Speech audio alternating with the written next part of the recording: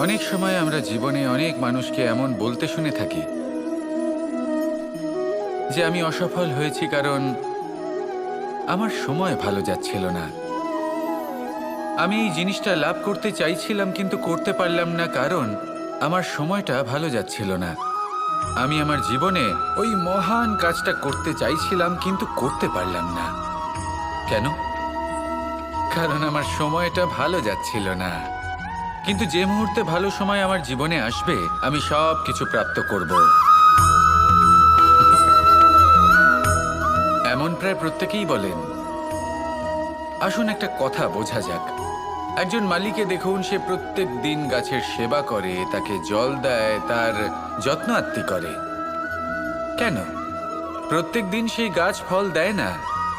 সঠিক সময় এলে তবেই সেই গাছ ফল দেয়, কিন্তু প্রত্যেক দিন মালি তার সেবা করে।